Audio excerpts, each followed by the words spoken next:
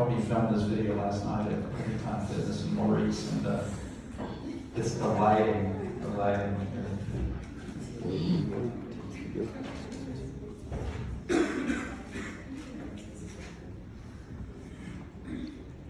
All right, so what I try to do today is get a literal motion for you guys to observe. I know we don't do a lot of video stuff because that's not what I can test you on. So I figure in your junior, senior year of classes, we kind of know some of these motions that we can observe. And I'm obviously going to act them out when I can. But that's one reason why I don't overly hit you over the head with video stuff. But today I think we can segue into some observational videos. So, and there's a lot of questions we can ask here. I'm wondering why this doesn't show very well. So, what if I asked you, remember we analyzed motion joint by joint, analyze agonist joint by joint, but what if I said, I wish I could get those off. Who's going to get a phone call? Who's going to be the agonistic group that needs to do a job, even though that's not necessarily what the exercise is for, at the knees? Who do I need to do a job at the knees to keep me in a position so that my upper extremity can do some movement? Knee what? Knee extensors. And in biomechanics, I'm going to teach you who they are. I'm going to teach you that the knee extensors are the rectus femoris and the vastus medialis, lateralis, and medius. But it doesn't detract from the fact that they pull in the direction of knee extension and not even make a call to them to do some work above resting time. It's pretty exciting. What about at the trunk? What about at the back? Who do you think we need to recruit to do a job at the trunk? Absolutely, trunk extensors. Cable's trying to flex on him. He's trying to keep a rigid link. You have to recruit those extensors to do a job above rest. Now, you may say, well, you recruit your extensors to stay in, and yeah, but they're doing a job above what they normally do, right? I mean, you don't normally have a force trying to flex you in addition to just normal gravity of the organs and stuff you have in front. You've got a cable pulling on you. That's above what you normally do. So I think that would be two fair questions for me to ask. You know, even though the exercise isn't necessarily targeting those roots, they're still doing the job above rest. And then we get into motions themselves. The screen up here is just not a very good picture, so refer to the side screens. And let's see some of the different questions we can ask. All right, buddy, ready to go. Okay. That was some like funky movement there. It's kind of slithering its way into that position.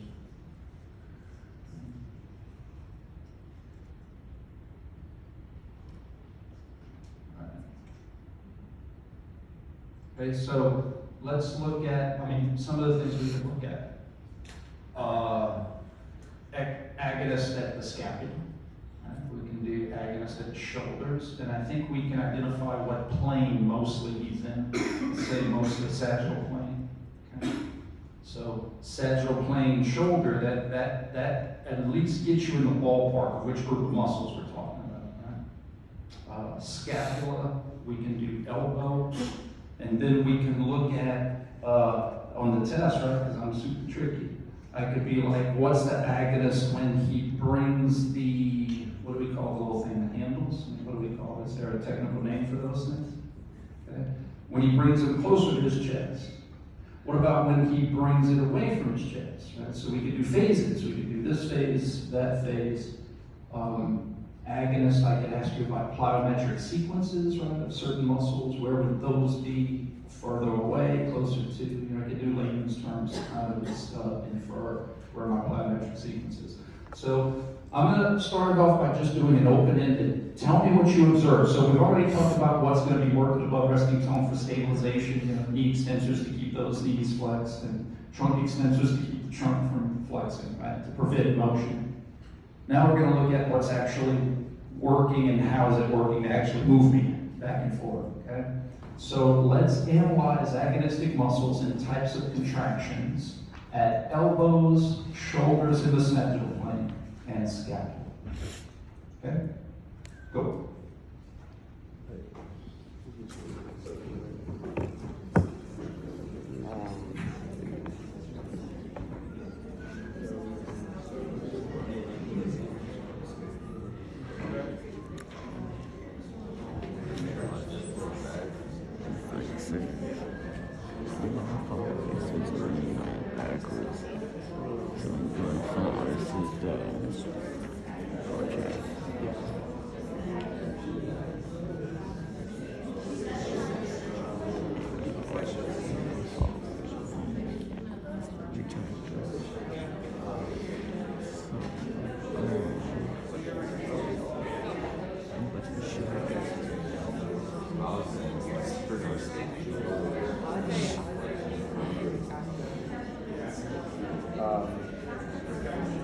You got, oh bro, you got that ulnar deviation rule?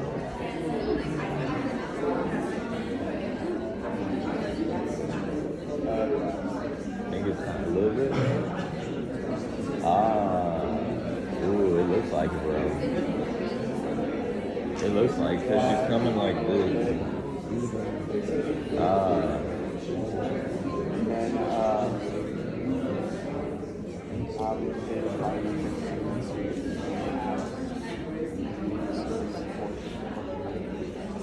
You say picture constant. So I guess it would be, I guess, coming from this way like that.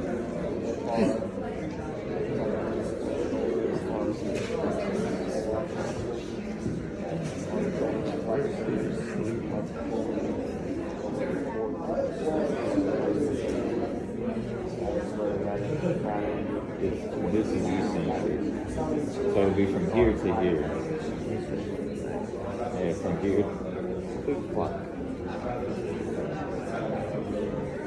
That would actually be for every single one of them. Scapula.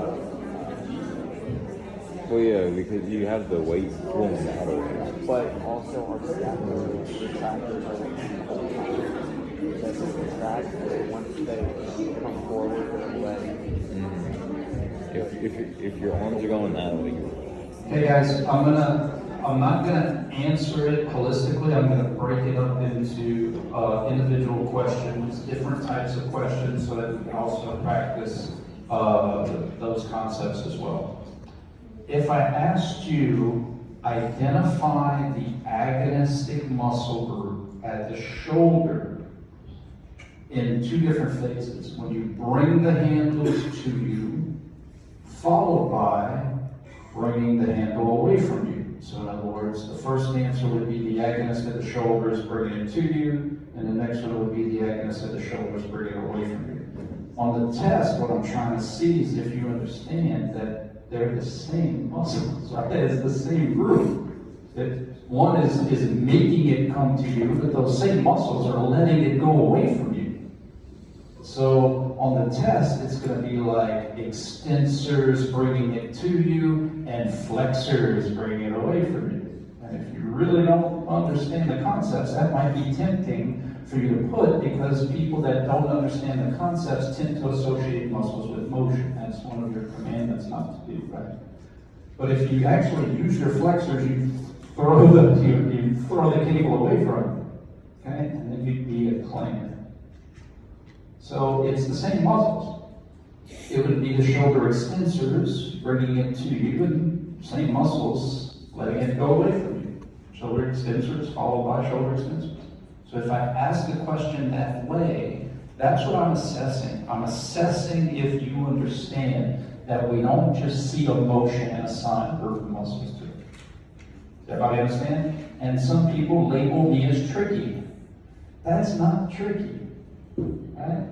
I mean, to my 9-year-old, 4 + 2 - 3 + 6 might be tricky to him. But if you understand math, it's not tricky. What if I asked you to identify specific types of contraction or work, bringing it to you and letting it go away from you? And I put concentric followed by concentric, eccentric followed by concentric, concentric followed by eccentric, eccentric followed, you know, I could do, and then my final E answer is none of these. What would you answer for that? You don't have to give me a letter. You just tell me. You can remember every question you can answer as a fill in the blank. Concentric followed by eccentric. Right? Concentric followed by eccentric. So if I were doing repetitions of these, where would my plyometric sequence be for my agonistic muscles of the shoulder? Would it be when the handle is closer to me or when the handle is further away from me? Further away. Absolutely. Absolutely. Slowing down through eccentric work, followed by speeding up with concentric, or another way to look at it is eccentric followed by concentric, where there's change in direction. I had change in direction over here, but that was concentric followed by eccentric change in direction. When I had eccentric, concentric change in direction, that's over here. Okay? Is that a better understanding or clarity of that, those types of questions? Okay? And then we can do the same thing. I don't think we've done enough scapula questions, so I want to kind of work in a scapula question here. Yes, ma'am? So a plyometric sequence is always eccentric, change in direction, concentric. It has to be, absolutely. So you can't have concentric. Can't do it. And there isn't, because muscles can only pull. So the analogy I give in class, and I know, guys, when I do these analogies, you can't remember them all, I understand. But maybe if I explain, like, oh yeah, I remember when we did that. The analogy I specifically gave in class for things that pull can only change direction by being lengthened and shortening is if you and I were on roller skates and we have a rope between us, and I shorten to pull you to me, right? That would be like concentric work. I can't slow you down by pushing. The only two phases I can do back to back is if you're rolling away from me, I can pull to slow you down with my pull this way, and then speed you up. That's the only two things I can do back to back where I was responsible for it. Does that make sense? Okay. All right, so let's segue. It's a great question.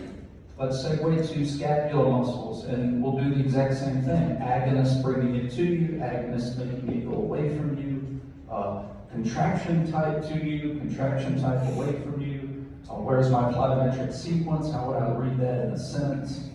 And then what we'll do is after we identify that, kind of get the ball rolling, then this is an exercise that I can do the whole who is greater than who. I'm going to do the whole who has to be greater, tie, less than, when you have big ranges of motion where it's very obvious that you want to have a cruise control, slow and control. She's not trying to speed that up as fast as she can, right? She's trying to get it moving and then keep it moving at a certain speed. Those are the types of exercises that I'm going to ask. Those kind of who has to be greater than who with these different phases, speed up, slow down, states. Okay?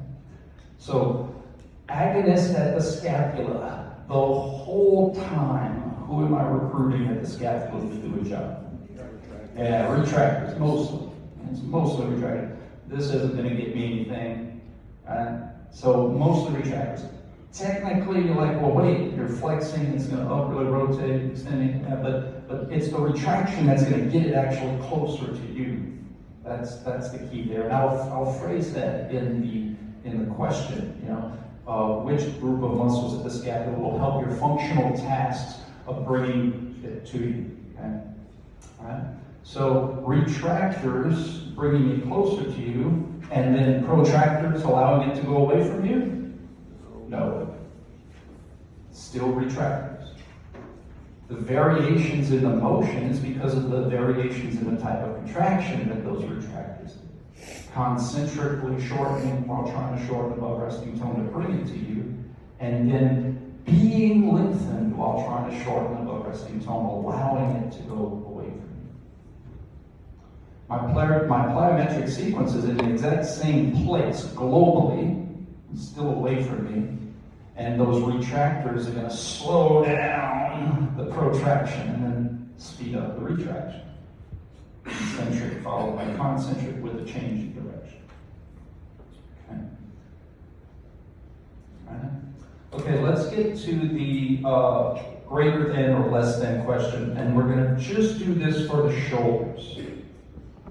We're going to just do this for the shoulders. So again, if we observe, she's not trying to do as many reps as possible. Right? She's just slow and controlled. And remember, one of the positives, Campbell's not telling you always have to do slow and controlled. All I'm doing is telling you the positives.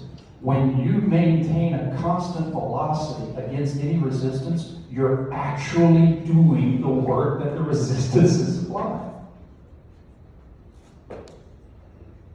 When you're benching 200 pounds and you bring that 200 pounds up at the same speed, you're actually benching 200 pounds. And when you lower the 200 pounds at the same speed, you're actually doing 200 pounds. Examples I gave in previous classes. When you're moving furniture, the hardest thing to do is get it moving. But once you got it moving, it's not as tough to keep it moving. That's the concept. Is that all you got to do is match friction to keep it moving, but you got to beat it to get it moving. Okay? So, if we look at phases, simple layman's terms phases, she's going to have to speed up the shoulder extensions. Got to get it going. Then she's going to have a constant velocity of shoulder extension.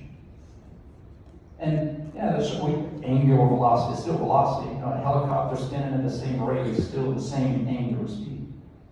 She's going to get it moving, she's going to keep it moving, and then she's going to stop it from movement or slow it down, eventually come to a stop. However, she's not going to keep it stopped. She's going to slow down the extension and then speed up the flexion. Constant velocity of flexion, slow down the flexion, speed up the extension, constant velocity of extension, slow down the extension. What speeds up must slow down. If you're doing shuttles back and forth and you're running this way, before you can go back this way, you got to slow yourself down this way in order to speed yourself up that way. Okay? So I'm going to give you time. I think this is where students struggle the most. That's why I wanted to kind of warm up with some 3-foot putts. And then get into the concept of who of those agonistic muscles, when do they need to be greater than the external forces? When do they need to be less? They need to choose to be less sometimes.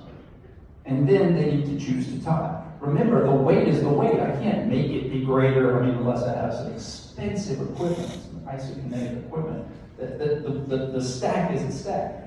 So what variates the motion? Me controlling when my muscles are going to pull more than that stack, less than that stack, or tie that stack. Right?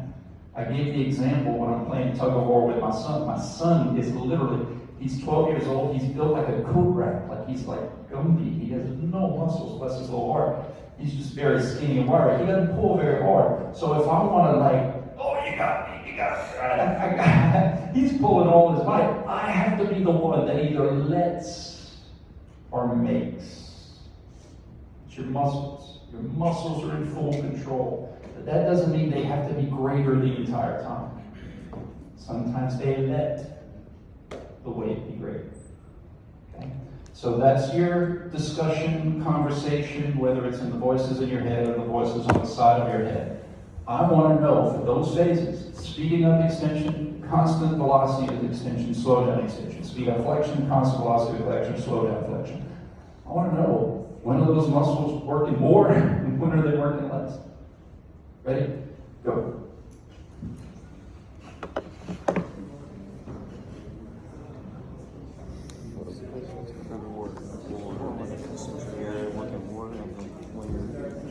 This is awesome that you can, you said you can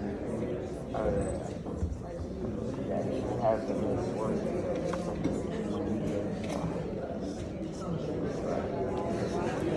from the step out.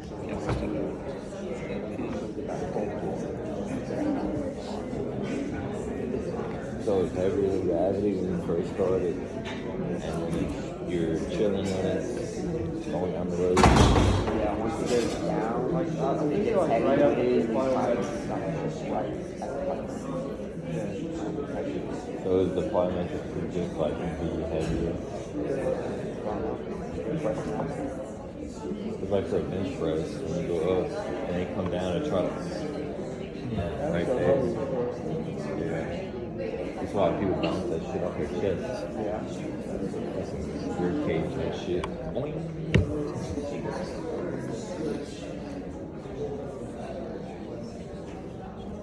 I wish I had something like that. So like that kind of so quick. Apple Store. Huh? The Apple Store. How do you have a Samsung phone with an Apple? Because I had this. What is that, Note? Yeah, no time. No, no. So the version before. Yeah, I guess that's My favorite phone I've ever had. the Note's a little bit more expensive. But I'm so excited for this contract year. And I'm going to get the Note 10 and come out with the Note 7. Yeah, So that's why I go by the odd numbers and not. screw that getting the newest one. That shit's still expensive. Well, the newest ones too always have bugs that you can fix throughout the whole year. And that they'll come out with like the odd number version of it, and it will be all the bugs. Yeah.